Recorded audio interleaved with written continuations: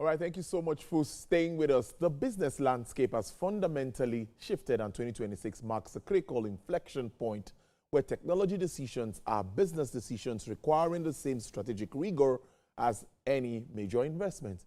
Now, what worked last year won't sustain your organization through the accelerating pace of digital transformation and competitive pressure. A well-defined technology strategy for 2026 is essential because AI has moved from operational experimentation to a mandatory foundation for business operations, requiring you to build secure, scalable systems that protect value while enabling innovation. Organizers without clear technical directions face mounting risk from cybersecurity threats, regulatory complexity, and competitors who are already orchestrating intelligent systems at scale. Well, let's talk to my guest, is Mr. Bayomi Ayobami, I beg your pardon, Adiremi, Senior UI UX Designer, Product Experience Specialist. He will be speaking on why Q1 products decisions will define tech performance in 2026. Thank you so much, Ayobami. It's good to see you. Good afternoon. It's actually a pleasure to be here as well. Thank you very much for having me. All right, then. Now, let's get it started. We're still in early, well, I don't say early. Well, can we say early? It's still first quarter, though. We're still in March. Yeah. But you've argued that Q1 decisions carry long-term weights. What specific product choices made now tend to shape the performance for the rest of the year? So you know how that humans, when we begin a new year, we have what we call New Year resolutions.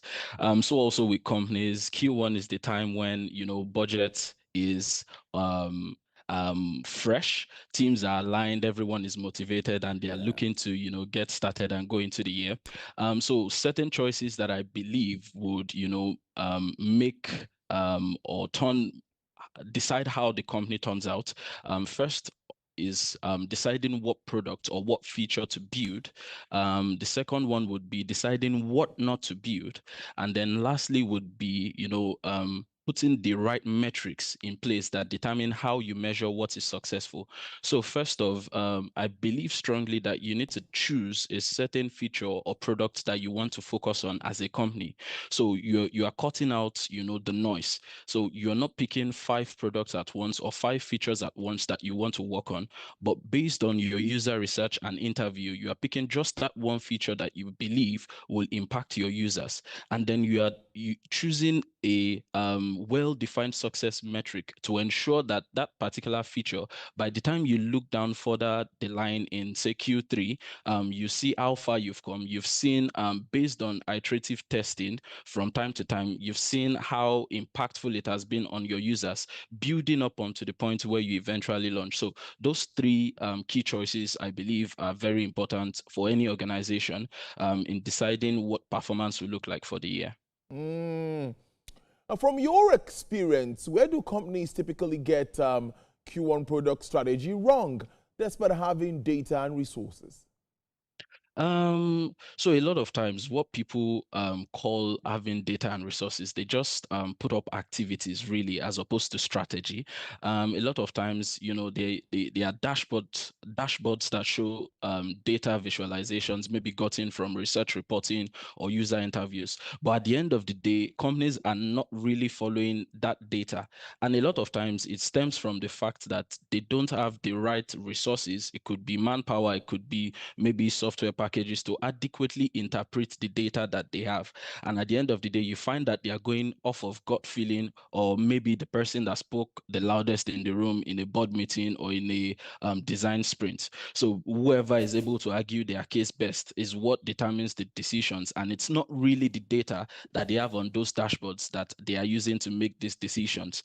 And a lot of times, one other thing that I would point out is companies are quick to want to impress investors. So you have investors that have put their money into the business, and just to ensure that investors see that there is something ongoing, it doesn't look like the company is docile. People just rush in, and then you are not really paying attention to the data that you have I've gathered from user research. So I believe strongly that first of having the adequate resources to interpret the data that you have, and then doing proper research into the users, because users are the core of products that we build, irrespective of whatever sector you find yourself. If you're building a product that people cannot really use, then at the end of the day, the point is defeated. You would only push out maybe a fancy product that no one can use.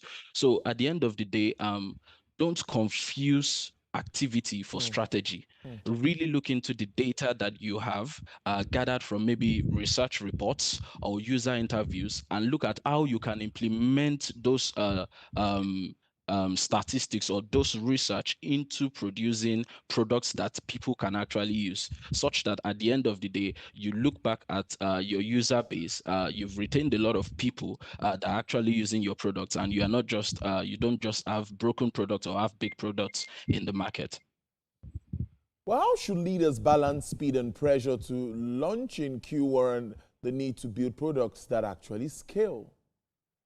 Um, so a lot of times I believe people confuse speed for rushing.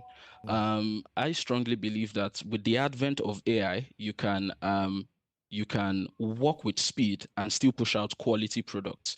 AI has actually made that very, very easy, especially for designers. So speaking from a design standpoint, for example, some of the things that would usually take me, say, hours to consolidate on, I can easily use AI to do research, carry out certain research processes.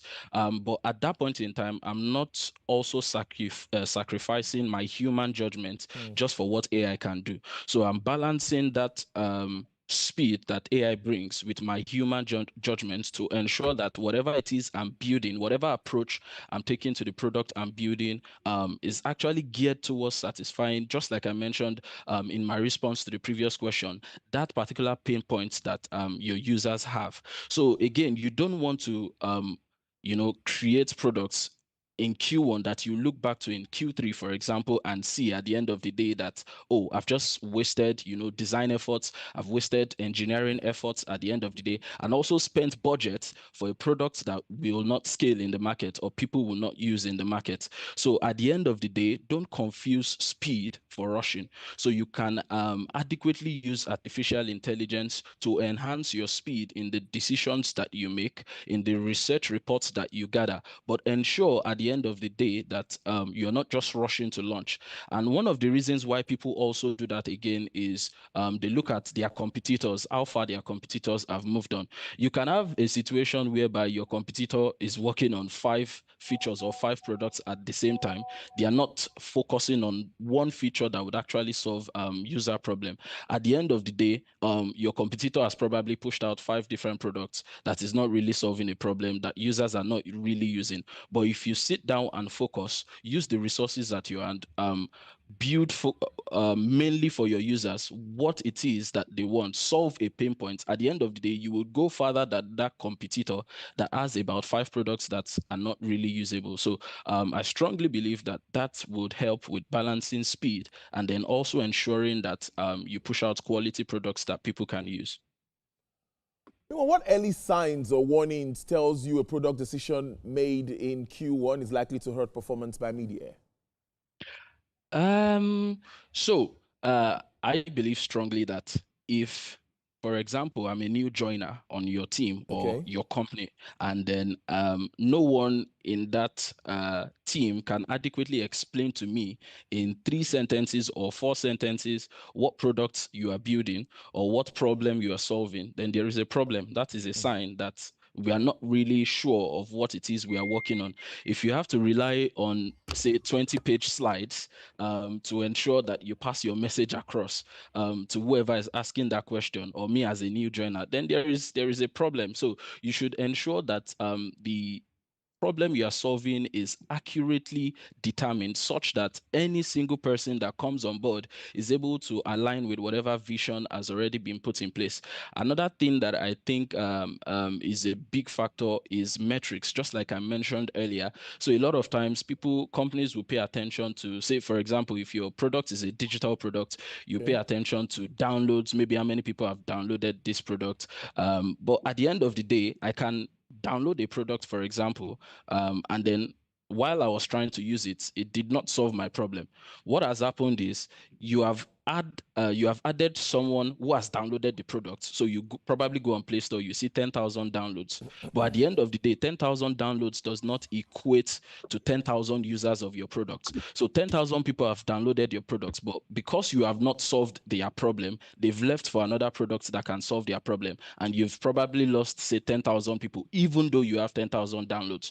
So vanity metrics in that sense is a warning sign. So ensure that you are not just paying attention to vanity metrics, but you are actually placing paramount importance on metrics that matter. So, for example, user retention. How many people are actually coming back to use my product? How many people are actually coming back to use my services? So those are, signs that I think really matter a lot.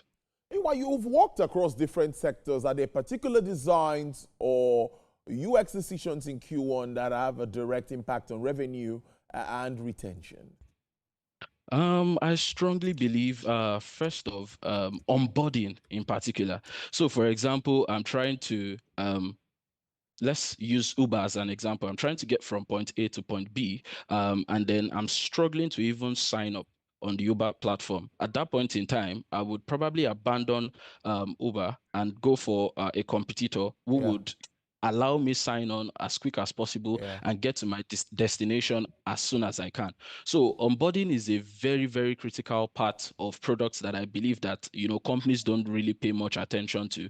You spend budgets to create fancy user interfaces, and then, you are marketing products, but really that are not solving problems. So if people pay attention to onboarding, the very, very first point of contact that users will have with your product, I believe that it would actually go a long way in determining eventually how you retain users, how much people you're able to buy into the usage of your product.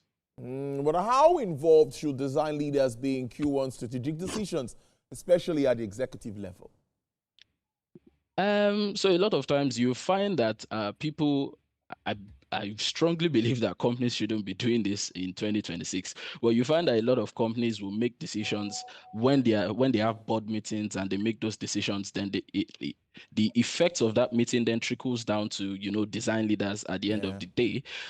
But it shouldn't be. I believe that from the onset, design leaders should be present in these meetings because again, user experience is not just, it doesn't just have to deal with a product that you are building. It's not just design, it's not just coding as it may be. There's also the business aspect of it. So if user design leaders are not present in the meetings where decisions are being made, to be able to show or present to stakeholders or executives that the experience, what people that are using their products really want. They are not able to build that trust between business and then the end users. What then happens at the end of the day is that you've built a product that people cannot really use. Why? Because the design leaders that have interacted with these people that have gathered insights were not present when you were making that decision.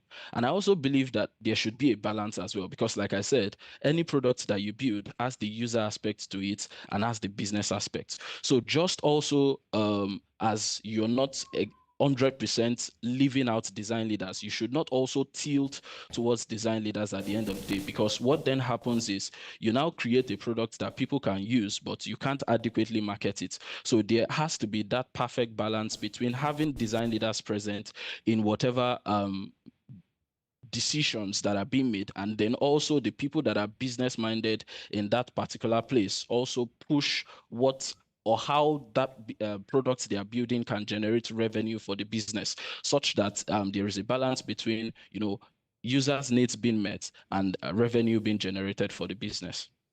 Now, if you had to advise founders and product teams right now, what is one Q1 decision they should pause and rethink before it affects the rest of the year? So I would say a lot of time, like I said at the beginning, people want to make are eager to make New Year resolutions at the beginning of the year. And you find that when you check the previous year, they've not really probably attained all the goals that were set from the Yeah, previous yeah, year. yeah. But then they are going on to set new ones. So from the standpoint of companies, I would say you don't necessarily need to, plan out a new feature at the beginning of every year in the first quarter.